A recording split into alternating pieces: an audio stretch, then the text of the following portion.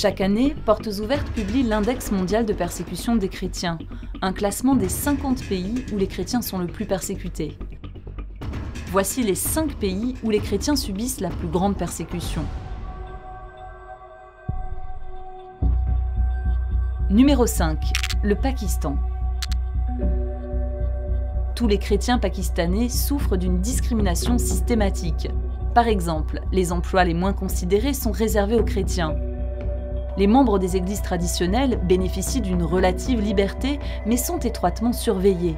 Les églises qui essaient d'avoir des activités publiques et qui sont actives dans le domaine de la jeunesse subissent des menaces.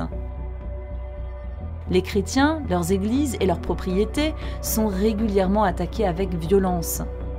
En moyenne, 2 chrétiennes sont kidnappées chaque jour, souvent violées et forcées de se marier, ce qui les oblige à accepter l'islam. Les lois anti-blasphème donnent aux extrémistes musulmans la possibilité d'exercer une forte pression sur les minorités religieuses. Violer ces lois peut entraîner la peine de mort. Numéro 4. La Libye. Presque tous les chrétiens libyens sont d'anciens musulmans. Ils subissent d'immenses pressions de la part de leur famille et de leur environnement pour retourner à l'islam. Les chrétiens immigrés sont en danger constant de devenir victimes d'enlèvements, d'esclavage, de viols ou de meurtres. Quiconque montre publiquement sa foi chrétienne et essaie de l'exprimer encourt le risque d'être arrêté. Numéro 3. La Somalie. Les chrétiens sont dans la ligne de mire du groupe terroriste islamiste Al-Shabaab. Lorsqu'ils sont découverts, ils sont souvent tués sur place. Al-Shabaab veut faire appliquer la charia en Somalie. La famille et la communauté au sens large font aussi pression sur les chrétiens lorsque leur refus de l'islam est connu. Les chrétiens convertis sont exposés à des dangers qui mettent leur vie en péril.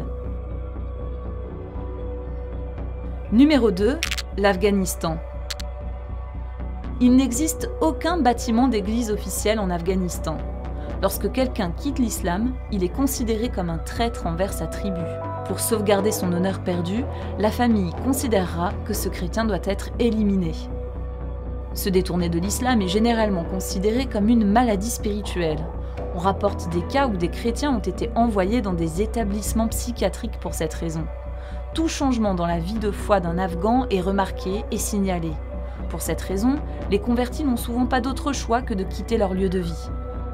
Toute personne ayant eu des contacts avec des croyants d'autres religions et qui est soupçonnée d'avoir quitté l'islam peut être condamnée à mort. Numéro 1. La Corée du Nord. Le régime persécute les chrétiens de façon systématique et sévère.